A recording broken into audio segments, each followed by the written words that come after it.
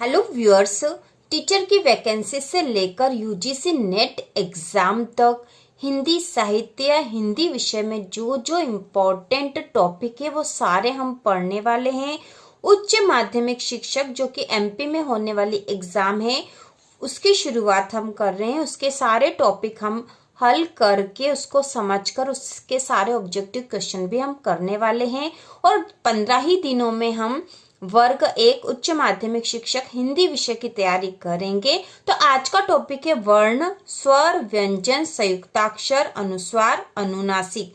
तो इससे संबंधित सारा जो कुछ हम पढ़ सकते हैं या सारा जो कुछ भी ज्ञान हमको चाहिए वो आज हम पढ़ेंगे। तो शुरुआत करते हैं वर्ण से।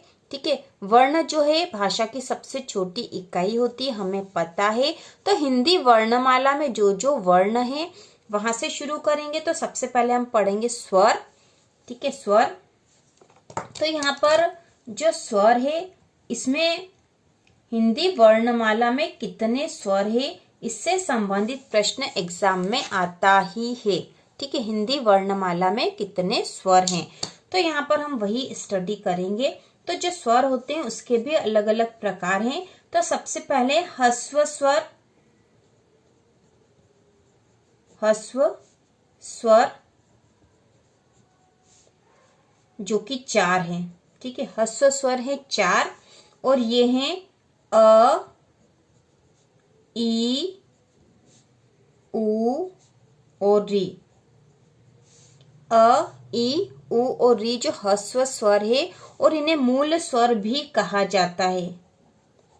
मूल स्वर भी इन्हें कहा जाता है या ह्रस्व स्वर, और इनकी संख्या है 4। इसके बाद है दीर्घ स्वर।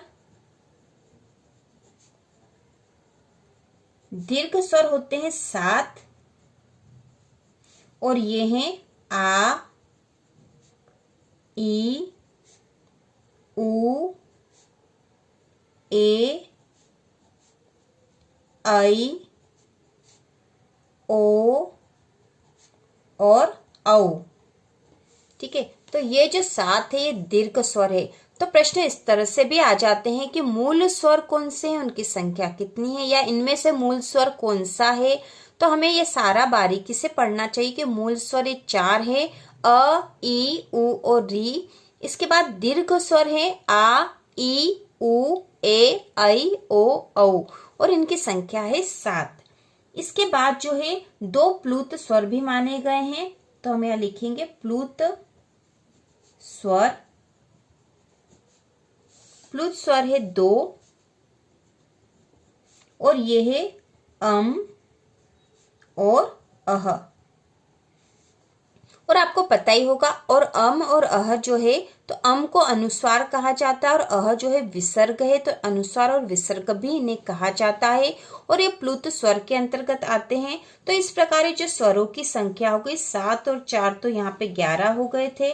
ठीक है, यहाँ 11 हो गए थे और इसमें 2 प्लुत स्वर भी यदि मान लिए जाए तो कुल स्वरों की संख्या यहाँ पर हो जाती है 13। कुल स्वर 13 होगा यहाँ पर। तो कुल स्वर 13 है, ये हमें पता होना चाहिए, जिसमें ह्रस्व स्वर है 4, अ, ई, उ और री, इन्हें मूल स्वर भी कहा जाता है। दीर्घ स्वर है 7, आ, ई, उ, ए, आई, ओ, औ और प्लुत स्वर है 2, अम और अह, जिसे अनुस्वार और विसर्ग भी कहते हैं। और इस प्रकार इस स्वरों की संख्या हो गई है 13। तो एग्जाम में इस तरह से प्रश्न आते हैं स्वरों की संख्या से संबंधित, तो हमें पता होना चाहिए। इसके बाद ये जो प्लुत स्वर है अम और अह, इसे अयोगवाह भी कहा जाता है। ठीक है, इसको, इन प्लुत स्वरों को अयोगवाह भी कहते हैं। इन्हें अयोगवाह भी कहा जाता है। इसके बाद हम देखेंगे व्यंजन कितने हैं। हिंदी वर्णमाला के व्यंजन, तो व्यंजनों में भी अलग अलग प्रकार है। तो सबसे पहले है स्पर्श व्यंजन। स्पर्श व्यंजन, स्पर्श व्यंजन है क से म तक। स्पर्श व्यंजन है हिंदी वर्णमाला में क से म तक के जो वर्ण हैं वह स्पर्श व्यंजन में आते हैं और इनकी कुल संख्या होती है 25। इनकी कुल संख्या है 25। तो क से म तक के जो वर्ण है 25 वो कौन कौन से हैं? तो इसमें आ जाएगा क वर्ग। क वर्ग वाले मतलब होते हैं क, ख, ग, घ और अंग्य। इसके बाद च वर्ग। च वर्ग इसमें आते हैं च, छ, ज, झ, ण्य। इसके बाद आता है ट वर्ग। ट वर्ग में है ट, ठ, ड, ढ, ण। और त वर्ग। त वर्ग में आते हैं त, थ, द, ध, न। इसके बाद आता है प वर्ग। प वर्ग में है प, फ, ब, भ, म। तो इस प्रकार से ये जो 5 वर्ग हैं और हर वर्ग में 5-5 वर्ण हैं, तो इस प्रकार ये जो कुल 25 वर्ण हैं यह स्पर्श व्यंजन है। ये स्पर्श व्यंजन है। इसके बाद जो अगले प्रकार के हैं व्यंजन में है वो है अंतस्थ। तो हम यहाँ लिखेंगे अगला अंतस्थ व्यंजन। अंतस्थ व्यंजन होते हैं य, र, ल, व। तो ये जो 4 है यह अंतस्थ व्यंजन है। य, र, ल, व हमें पता होना चाहिए, बहुत ही महत्वपूर्ण भी है। इसके बाद है ऊष्म व्यंजन। तो हम यहाँ लिख लेंगे साथ में ऊष्म व्यंजन। ऊष्म व्यंजन और ऊष्म व्यंजन है स, श, श, ह। ये 4 जो है यह ऊष्म व्यंजन है। स, श, श, ह 4 जो है ऊष्म व्यंजन है। इसके बाद जो अगले प्रकार के हैं वह है उच्छिप्त व्यंजन। उच्छिप्त व्यंजन। उपक्षिप्त व्यंजन है ढ, ड़। ठीक है, ढ और ड़ जो है, और इन्हें साथ में हम कहते हैं द्विगुण व्यंजन भी इन्हें कहा जाता है। तो ये अलग अलग नाम भी हमें पता होना चाहिए। उच्छिप्त व्यंजन ड़, ड़ ये द्विगुण व्यंजन भी है और इनकी संख्या है 2। ठीक है, 2 होते हैं उच्छिप्त व्यंजन। इसके बाद जो अगले प्रकार के हैं वो है संयुक्त व्यंजन। संयुक्त व्यंजन और संयुक्त व्यंजन जो है वो है, इसमें है सबसे पहले अक्षर। अक्षर जिन 2 वर्णों से मिलकर बना है वह है क, धन, श। ठीक है, क, धन, श से क्ष बना है। इसके बाद है त्र। त्र बना है त, धन, र से। ये जो हमने नीचे लाइन खींची ये हलंत है। इसका मतलब यह है कि यह जो व्यंजन है पूर्ण नहीं है, इसमें स्वर जुड़ा हुआ नहीं है, इसलिए। इसके बाद है ज्ञ। ज्ञ में ज, धन, ण्य। ज, धन, ण्य से ज्ञ बना है। इसके बाद है श्र। श्र में है श, धन, र। इन 2 वर्णों से श्र बना है और ये 4 संयुक्त व्यंजन है। अक्ष, त्र, ज्ञ और श्र, ये जो 4 है संयुक्त व्यंजन है। तो इनकी संख्या यहाँ पर हम लिख देंगे कि 4 है कुल संयुक्त व्यंजन। तो इस प्रकार से हमने व्यंजन भी देख लिए हैं। ठीक है, व्यंजन यहाँ पर थे। व्यंजनों की संख्या 25 और धन 4, फिर ये 4 ऊष्म व्यंजन है। उसके बाद उच्छिप्त व्यंजन 2 है और संयुक्त व्यंजन 4 है। तो इस प्रकार यह व्यंजनों की संख्या हो गई 25 और ये 4 और 4 8 और 2 10, मतलब 35 और 4 39। तो व्यंजन हो गए 39 और स्वर थे हमारे पास। स्वर हैं 13 और व्यंजन 39। तो 13 और 39 मिलकर यहाँ पर हो गए हैं कुल जो वर्ण हैं, कुल वर्ण 52। ठीक है। तो इस प्रकार हिंदी वर्णमाला में कुल स्वर 13 है, व्यंजन है 39 और कुल वर्ण हो गए हैं 52। इसके साथ ही व्यंजन जो होते हैं इसमें महाप्राण और अल्प प्राण व्यंजन भी होते हैं, तो वह भी हम देखेंगे। तो व्यंजनों में अल्प प्राण और महाप्राण व्यंजन होते हैं। अल्प प्राण व्यंजन वे व्यंजन होते हैं जो बोलने में इनमें कम समय लगता है, बोलने का समय कम लगता है, जिसमें वो अल्प प्राण व्यंजन होते हैं और इनकी संख्या 20 है। और ये जो होते हैं वह है जैसे वर्ग का पहला, तीसरा और पांचवा वर्ण। ठीक है, किसी भी वर्ग का पहला, तीसरा और पांचवा जो वर्ण है वह अल्प प्राण होते हैं। इसके साथ ही अंतस्थ जो व्यंजन है वे, और द्विगुण जो एक द्विगुण व्यंजन है वह जो है अल्प प्राण होता है। और ये कौन कौन से होते हैं, जैसे पहला वर्ग है क वर्ग है, तो क वर्ग में आ जाएगा पहला, तीसरा और पांचवा, मतलब क, ग और अंग्य।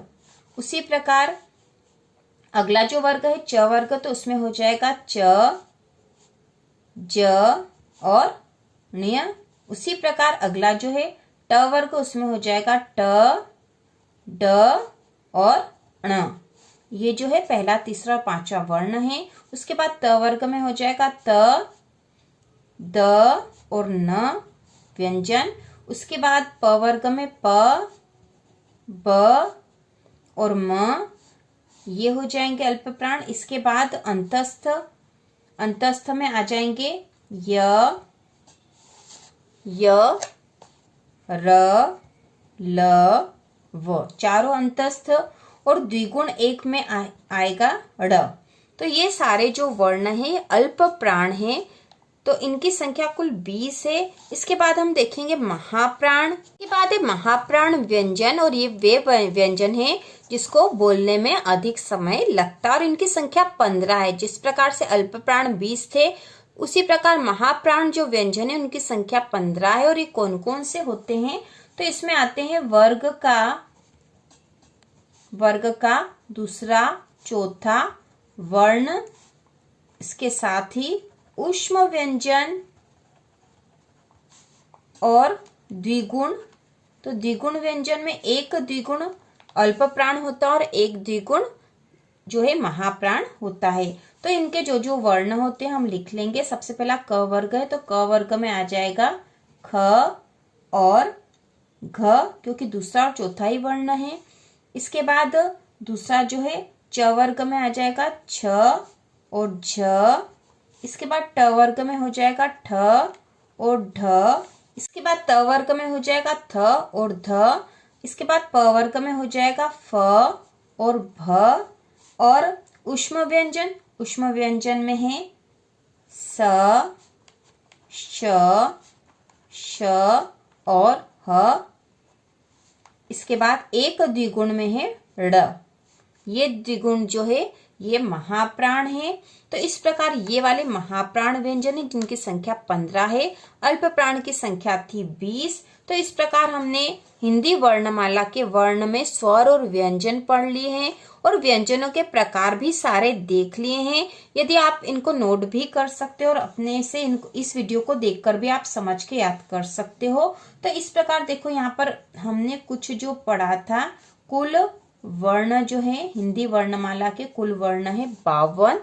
ठीक है, कुल वर्ण है 52। इसमें जो स्वर है 11 धन 2। ठीक है, 11 धन 2 इसलिए लिखा कि 11 जो है ये स्वर है और 2 जो ये अयोग वा है, अम और अह, जिसको अनुस्वार और विसर्ग भी कहा जाता है, और इनको भी स्वर में ही माना जाता है। ठीक है, स्वर में ही माना जाता है, इसलिए हम 13 स्वर मानते हैं। इसके बाद जो व्यंजन है, व्यंजनों की संख्या है 35, और इसमें जो 4 है ये संयुक्त व्यंजन है, तो इसको भी जोड़ देते हैं हम, तो ये हो जाते हैं 39। और इस प्रकार दोनों ही मिलके 52 वर्ण हो जाते हैं। हिंदी वर्णमाला में 52 वर्ण है, 13 स्वर है और व्यंजन है कुल 39। और स्वर में भी 2 अलग प्रकार है। 11 जो है स्वर है, यहाँ पर 2 अयोगवाह जिसमें अनुस्वार और विसर्ग है, इसको भी स्वर में शामिल कर लिया जाता है, इसलिए 13 स्वर है। और व्यंजन में 35 व्यंजन के साथ 4 संयुक्त व्यंजन भी हम जोड़ लेते हैं, तो इस प्रकार से 39 व्यंजन हो रहे हैं। और व्यंजनों के 2 प्रकार होते हैं यहाँ पर उनके उच्चारण की दृष्टि से, जिसमें कम समय लगता है वह अल्प प्राण होते हैं, और जिसमें अधिक समय लगता है वे महाप्राण होते हैं। इस प्रकार व्यंजन में हमने स्पर्श व्यंजन भी देख लिए। क से म तक का जो वर्ण है वो स्पर्श व्यंजन है। अंतस्थ व्यंजन 4 है, य, र, ल, व। इस तरह के प्रश्न एग्जाम में आते हैं। अंतस्थ व्यंजन ऊष्म व्यंजन है, स, श, श, ह। उच्छिप्त व्यंजन है, ड़ और ड। इन्हें द्विगुण व्यंजन भी कहा जाता है। और संयुक्त व्यंजन है 4 अक्ष, त्र, ज्ञ और श्र। अक्ष क धन श से मिलकर बना है, त्र त धन र से मिलकर बना है, ज्ञ ज धन ण्य से मिलकर बना है, और श्र श धन र से मिलकर बना है। प्रकार हमने वर्णमाला में स्वर, व्यंजन, संयुक्ताक्षर हमने देख लिए हैं। इसके बाद अगले वीडियो में जो भी बचा हुआ इस टॉपिक के वो सब करके हम कुछ ऑब्जेक्टिव क्वेश्चन भी करेंगे, जो कि एग्जाम में आने की पूरी संभावना है। तो इसी प्रकार के और वीडियो देखने के लिए हिंदी साहित्य और हिंदी विषय की तैयारी के लिए चैनल को सब्सक्राइब कीजिए।